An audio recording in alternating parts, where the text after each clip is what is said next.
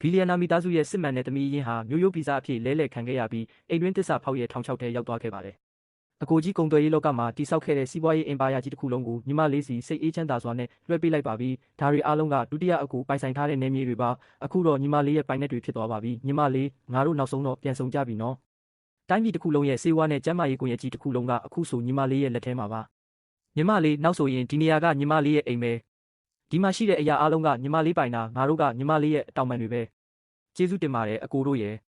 ညီမလေးအပြင်မှာ15 စလုံးလေလွင့်ခဲ့ရပြီးမှအခုမှပဲအိမ်ရဲ့နှွေးထွေးမှုကိုခံစားရတော့တယ်။ရှောင်းရှီကနေရံပေါ်ကဓာတ်ပုံကိုလှမ်းကြည့်လိုက်တော့မျက်လုံးထဲမှာမျက်ရည်တွေဝဲတက်လာပြီးနှာခမ်းတွေတုန်ရင်သွားပါတယ်။မိမိကိုညီမလေးတိတ်တွေ့ချင်တာပဲမိမိကအဲ့ဒီတုန်းကညီမလေးကိုကောက်ွယ်ပေးရင်းလူဆိုးတွေလက်မှာတေဆုံးခဲ့ရတာပါ။မိသမီးပြန်ရောက်ပြီနော်။မိသားစုတွေငငယ်တုန်းကစပွဲမှာပျော်ပျော်ပါပါထမင်းလက်ဆောင်စားခဲ့ကြတဲ့အတိတ်ကအမှတ်တရတွေခေါင်းထဲပြန်ပေါ်လာပါတယ်။မိရဲ့သမီးကြောင့်မို့လို့မိဒုက္ခရောက်ခဲ့ရတာပါ။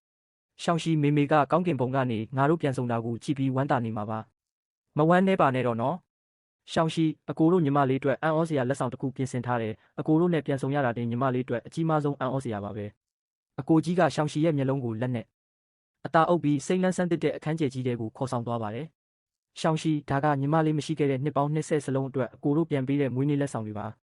ဒါကအကိုကြီးပေးတဲ့ပြင်သစ်ဒီဇိုင်နာချုပ်ဝတ်စုံနဲ့ဒေါ်လာတန်50တန်ပင်လယ်နှလုံးသားစိန်ဆွဲကြိုးပဲဒါအပြင်မျိုးတွေကအကောင်းဆုံးဗီလာအိမ်ယာ30လုံးလဲပါသေးတယ်။ရှောင်းရှီကမန်ကော်လန်ထဲကဝင်းလက်နေတဲ့စိန်ဆွဲကြိုးကိုကြည့်ပြီးမျက်လုံးများဝိုင်းဆက်သွားပါတယ်။ဟာဒီဝတ်စုံနဲ့ဆွဲကြိုးကလှလိုက်တာရှောင်းရှီဒါကဒုတိယအကူတိုက်ပွဲဝင်ခဲ့တဲ့အောင်ပွဲတစ်စိတ်ကျုံးရှာစစ်နက်ဖျားတစ်စိတ်ပဲ။ဒီတစ်စိတ်ရှိရင်စစ်တီပေါင်းတန်းကိုအမိတ်ပေးလို့ရတယ်။ဒုတိယအကူဒီစစ်နက်ဖျားတစ်စိတ်ကအကိုရဲ့ဂုံတိတ်ခါပဲညီမလေးမယူရဲပါဘူး။ရှောင်းရှီနင်ကငါရဲ့အချစ်ဆုံးညီမလေးပဲနောက်တစ်ခါနင့်ကိုဘာမှအမှားယွင်းမခံနိုင်ဘူးသူတို့ကယတနာနဲ့အာနာပေးရင်တတိယအကူကကျမ်းမာရေးပေးမယ်တိုင်းပြည်ရဲ့အကောင်းဆုံးဆေးရုံ30ရုံနဲ့မိတ်ကပ်မှုပိုင်ခွင့်တွေယူလိုက်ပါကျေးဇူးတင်ပါတယ်တတိယအကူညီမလေးကပြောစမ်းပါဦးဘဲအကူပေးတဲ့လက်ဆောင်ကိုအကြိုက်ဆုံးလဲအကူတို့ပေးသမျှအကုန်လုံးကိုညီမလေးသဘောကျပါတယ်နော်ညီမလေးပြန်ရောက်လာပြီဆိုတော့လင်းမီသားစုရဲ့ဘီလီယံ100တန်ပိုင်ဆိုင်မှုအားလုံးကိုတကယ်ပိုင်ရှင်စီပြန်လွှဲပေးတော့မယ်ဘာဘီလီယံ100ပိုင်ဆိုင်မှုဟုတ်လားမဖြစ်ဘူးငါမသဘောတူဘူးအဖေဖြစ်သူကအခန်းထဲဒေါသတကြီးပြေးဝင်လာပြီးရှောင်းရှီကိုမြင်တာနဲ့မျက်လုံးမှာမျက်ရည်တွေဝဲကတိုင်းဖက်လိုက်ပါတယ်မို့အိမ်ကိုပြန်ရောက်လာပြီနော်အဖေကိုမှတ်မိသေးရဲ့လားငါရဲ့သမီးလေးပြန်ရောက်လာပြီမေနဲ့တိတ်တူတာပဲကွယ်အဖေကညီမလေးကိုမေနဲ့တူတယ်လို့ပြောတာပါသဘောကောင်းတယ်စိတ်ထားဖြူစင်တယ်ရဲရင်တယ်မနက်ဖြန်မှာသတင်းစာရှင်းလင်းပွဲလုပ်ပြီးလင်းမီသားစုရဲ့သမီးကြီးပြန်ရောက်လာပြီလို့တကဘာလုံးသိအောင်ကြေညာမယ်အဖေသမီးရဲ့အထောက်ထားကိုစောစီးမကြေညာချင်သေးဘူးသူများတွေသမီးကိုအလကားနေရင်သမီးကြီးဖြစ်လာတယ်လို့ပြောမှမလို့ခြင်းဘူးသမီးစူးစမ်းခြင်းသေးတယ်ညီမလေးစိတ်ကြိုက်တာလို့နောက်ကနေအကိုတို့အပြည့်အဝထောက်ပံ့ပေးမယ်အဖေလင်းမီသားစုရဲ့စက္ကန့်သူအရာကိုရှောင်းရှိစီလွှဲပေးခြင်းပါတယ်ဘာလို့လဲဆိုတော့ကျွန်တော်ကမွေးစားသားပဲဟာဘိုးယူအဖေမင်းစိတ်ကိုနားလဲပါတယ်ဒါပေမဲ့အတိတ်ကကြိုးကင်ခဲ့တဲ့နောက်ွယ်ကတရက်ခန့်ကိုမတွေ့သေးဘူးရှောင်းရှိရဲ့အထောက်ထားပေါ်သွားရင်အနေရရှိနိုင်တယ်ဒုတိယအကိုလည်းရှောင်းရှိပြောတာမှန်တယ်ထင်တယ်အခုချိန်ကအထောက်ထားကြေညာဖို့မသင့်တော်သေးဘူးရှောင်းရှိမပူပါနဲ့နောက်ဆိုရင်အကိုကြီးကမင်းကိုထာဝရကာကွယ်ပေးသွားမှာပါဘာအန္တရာယ်မှမထိခိုက်စေရဘူးရှောင်းရှိဒီမိသားစုကနင့်အပေါ်အများကြီးအကျွေးတင်ခဲ့တာပါနင်ဘာမွေးနေ့ဆူတောင်းရှိတယ်လဲအဖေကိုပြောပါတကယ်ဘာမဆိုတောင်းလို့ရတာလားဟင်ဒါပေါ့ရှောင်းရှိဒီ15နှလုံးနဲ့ဒုက္ခတွေအများကြီးခံခဲ့ရတာအကိုတို့အစပေါင်းများစွာပြန်ချစ်ပေးပါမယ်အဖေနဲ့အကိုတို့ရဲ့ပျောက်သွားတဲ့ကညီမလေးရဲ့အကြီးမားဆုံးအိမ်မက်ကမိသားစုအကုန်လုံးပြန်ဆောင်ပြီးထမင်းလက်ဆောင်စားကျင်တာပါပဲထမင်းတနက်သေးပဲမဟုတ်လားတတိယအကူကိုယ်တိုင်ချက်ကျွေးမယ်ငါရဲ့လက်ရာကငါကျဲပွင့်ဟိုတယ်ထက်မလျှော့ဘူးနော်မင်းတို့ငါနဲ့ပြန်မချက်နဲ့မင်းတို့မကြောကြနဲ့တော့အရင်ကအဖေအိမ်မှာမရှိရင်မင်းတို့ကိုထမင်းချက်ကျွေးတာငါပါနော်မင်းတို့တွေကလေးတုံးကလိုပဲပျော်နေကြတုံးပဲနော်ရှောင်းရှိနောက်ဘာလို့ဖို့အစီအစဉ်ရှိလဲရှောင်းရှိကအကိုတွေနဲ့အဖေဖြစ်သူပျော်ပျော်ပါပါဆန်းနောက်နေကြတာကိုကြည့်ပြီးကြည်နူးစွာပြုံးလိုက်ပါတယ်စပွဲပေါ်မှာအကိုကြီးကဆူးရှာတဲ့ချင်းစံငါဟင်းဒုတိယအကူကချိုချင်နန်ရိုးနဲ့တတိယအကူကမုံတွေကိုရှောင်းရှိရဲ့ပကံနဲ့အပြိုင်ဆိုင်ထည့်ပေးနေကြပါတယ်ရှောင်းရှိနင်တိတ်ပိန်လုံးနဲ့အများကြီးစားစမ်းပါအဖေနဲ့အကိုတို့ကညီမလေးကိုဝက်ကလေးဖြစ်အောင်အစာကျွေးနေကြတာလားဝက်ကလေးဖြစ်တော့ပိုကောင်းတာပေါ့ရှောင်းရှိဝက်ကလေးမင်းတို့တွေကလေးတုံးကလိုပဲပျော်နေကြတုံးပဲနော်ရှောင်းရှိနောက်ဘာလို့ဖို့အစီအစဉ်ရှိလဲရှောင်းရှိရဲ့မျက်နှာတီးတန့်သွားပြီးစပွဲဝိုင်းကလူတွေကိုစိုက်ကြည့်လိုက်ပါတယ်အကိုတို့ကျွန်တော်နဲ့ကျိုးခွေရွှေတို့ရဲ့တွေးနမှုနာနဲ့ DNA အဖြေကိုမှတ်မိကြသေးရဲ့လားဒါပေါ့မှတ်မိတာပေါ့လင်းမီသားစုတွေကလူတယောက်ယောက်ကအပြင်လူနဲ့ပူပေါင်းပြီးငါတို့ရဲ့တွေးနမှုနာကိုလဲလှယ်လိုက်တာလို့ကျွန်တော်တန်တရားရှိတယ်မင်းပြောချင်တာကငါတို့လင်းမီသားစုတွေမှာတစ္ဆာဖောက်ရှိနေတယ်ပေါ့ဒုတိယအကူကစပွဲပေါ်ကိုလက်သီးနဲ့ဒေါသတကြီးရိုက်ချလိုက်တော့ဖန်ခွက်တွေတုန်ခါသွားပါတယ်မိသားစုကိုတစ္ဆာဖောက်တဲ့ကောင်ဘသူပဲဖြစ်ဖြစ်ငါကိုယ်တိုင်သွားဆွဲထုတ်မယ်အိမ်စီဖိုးကြီးကရေနွေးခွက်ပန်းကိုကင်ထားရင်းလက်တွေတုံရင်သွားပြီးခွက်တွေကိုစပွဲပေါ်အရှက်တင်လိုက်ပါတယ်မမကြီးစိတ်မရှိပါနဲ့ကျွန်တော်မျိုးအသက်ကြီးလို့မကောင်းမကအမှားပါသွားတာပါရပါတယ်အဲ့ဒီလူကဘသူလဲမသိသေးပေမဲ့ကြောင်တောင်းနဲ့ကျိုးခွေရွှေတို့နဲ့ပူပေါင်းပြီးကျွန်တော် DNA အဖြေကိုလဲခဲ့တာသိကြပါတယ် ငါတို့လင်းမိသားစုစီလက်ဆန့်ရဲတဲ့ကောင်ကိုလူလွတ်ပြီးခုတ်ထိန်ပစ်မယ်ငါအခုပဲကြမိသားစုရဲ့ရင်းနှီးမြှုပ်နှံမှုတွေအကုန်ရုပ်သိမ်းပစ်ဖို့အမိန့်ပေးလိုက်မယ်ကျွန်တော်လည်းအဲ့ဒီလူတွေကိုမုန်းပေမဲ့ကျွန်တော်ရဲ့ကိုယ်ပိုင်ခွန်အားနဲ့သူတို့ကိုပေးဆက်စေခြင်းနဲ့ရှောင်းရှိကလက်ကုပ်တီးလိုက်ပြီးအကိုကြီးစီတိုးတိုးလေးကပ်ပြောလိုက်ပါတယ်အကိုကြီးကခေါင်းငိမ့်လိုက်ပြီးရှောင်းရှိကိုမျက်နှာထက်မျက်စွာကြည့်လိုက်ပါတယ်ကောင်းပြီမင်းပြောသလိုပဲလုပ်ကြတာပေါ့မင်းကလင်းမိသားစုကိုကာကွယ်ငါကမင်းကိုကာကွယ်ပေးမယ်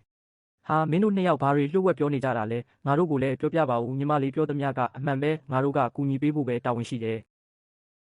မိသားစုအတူရောင်တွေရဲ့နှိမ့်ချမှုကိုခံခဲ့ရတဲ့ကောင်မလေးဟာတကယ်တော့တစ်မျိုးလုံးကိုလွှမ်းမိုးထားတဲ့လင်းမိသားစုရဲ့သမီးရင်းဖြစ်နေမယ်လို့ဘယ်သူမှမထင်ခဲ့ကြပါဘူးနင်းပြောက်သွားတဲ့အချိန်တွေအတွက်ငါတို့တရားဆမကားတဲ့မြစ်တာတွေနဲ့ပြန်ဖြည့်ဆည်းပေးပါမယ်ပပအကိုကြီးအကိုလက်အကိုသုံးသမီးပြောက်သွားတဲ့ကသမီးရဲ့အကြီးမားဆုံးအိမ်မက်ကမိသားစုတွေစုံစုံလင်လင်နဲ့စုံစည်းပြီးပြန်လဲစုံစည်းပွဲထမင်းဝိုင်းလေးစားကျင်တာပါထမင်းတနက်တည်းမဟုတ်ဘူးလားအကိုသုံးကိုယ်တိုင်ချက်ကျွေးမယ်ငါညီမလေးဘိုက်ဝအောင်စားနော်ဟေးခဏနေဦးအပြိုင်ဆိုင်လောက်ကြတာပေါ့ငါလက်ရာကငါကျဲပွင့်ဟိုတယ်ထမင်းချက်ထက်မလျှော့ဘူးနော်မင်းတို့နှစ်ယောက်လေးမထွားကြနဲ့အရင်ကပပအိမ်မှာမရှိရင်ဒီထမင်းတွေကိုငါပဲချက်ခဲ့တာငါပဲချက်ပေးမယ်မင်းတို့သုံးယောက်ကတော့ညီမလေးရတော့အဖေကိုတောင်မေ့သွားကြပြီးငါလည်းသွားပြင်ဆင်လိုက်အောင်မယ်ရှောင်းစီမိသားစုထမင်းဝိုင်းစားဖို့စောင့်နေနော်အကိုတွေကတော့ညီမအယူတွေဖြစ်နေကြပြီးပပကတော့သမီးအယူပဲအိုငါတော့နောင်ကြရင်နှစ်သမီးလေးလိုအလိုလိုက်ခံရတော့မှာပဲရှောင်းစီအကိုကြီးချက်ပေးထားတဲ့ချင်း15ဟင်းလေးမြည်ကြည့်ပါဦးလာလာအကိုလက်ချက်ပေးထားတဲ့ဝက်နံယိုချိုချင်ကြော်လေးမြည်ကြည့်ဟေးမင်းအကြိုက်ဆုံးတကြားညိုမုံမုံလေးလေးအကိုသုံးချက်တာဘလို့လဲရှောင်းစီသမီးကတိတ်ပိန်လုံးနဲ့မြများစားပြီးအားရှိအောင်ဖြည့်ထားနော်အိုပပနဲ့အကိုတို့ကလည်းသမီးကိုဝက်ကလေးဖြစ်အောင်ကျွေးနေကြတာလားဝက်ကလေးဖြစ်တော့ကိုကောင်းတာပေါ့မင်းကိုရှောင်းစီဝက်ကလေးဖြစ်အောင်မွေးရမယ်ရှောင်းစီဝက်ကလေးရှောင်းစီဝက်ကလေးဟာဟာဟာမင်းတို့ကတော့ကလေးဘဝအတိုင်းမြူးထူးနေကြတော့မယ်ရှောင်းစီနောက်ထပ်ဘာဆက်လုပ်ဖို့အစီအစဉ်ရှိလဲပပတို့သမီးနဲ့ကျိုးဝေရွှဲရဲ့တွေးနမူနာနဲ့ DNA အစီရင်ခံစာကိုမှတ်မိကြသေးလားဒါပေါ့မှတ်မိတာပေါ့သမီးမတင်ကားတာကတယောက်ယောက်ကလင်းမိသားစုနဲ့ပူးပေါင်းပြီးသမီးတို့ရဲ့တွေးနမူနာတွေကိုလဲလှယ်ပစ်ခဲ့တာပါ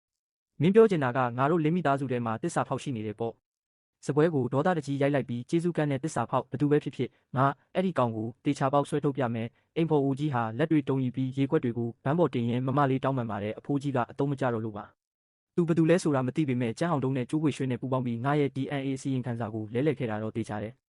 ညီမလေးတုံးတက်တာတကယ်ထိပ်ပဲရှိတယ်ငါတို့လင်းမိသားစုကိုလာထိရဲတယ်ငါသွားပြီးတုံး100ပိုင်းဖြစ်မယ်ငါအခုပဲကျိုးမိသားစုကိုပိတ်ဆို့ဖို့အမိန့်ထုတ်မယ်ရင်းနှီးမြှုပ်နှံမှုတွေအကုန်ရုပ်သိမ်းလိုက်မယ်ငါလည်းသူတို့ကိုအသေးခိုက်အောင်မုန်းပေမဲ့ငါရဲ့ကိုယ်ပိုင်ခွန်အားနဲ့ပဲပေးဆက်ခိုင်းခြင်းတယ်ရှောင်းစီဟာအကိုကြီးရဲ့နာတိုးကတ်သွားပြီးသူပြင်ဆင်ထားတဲ့ကလဲစားချေအစီအစဉ်ကိုတိုးတိုးလေးကတိပါတန်နဲ့ပြောပြလိုက်ပါတယ်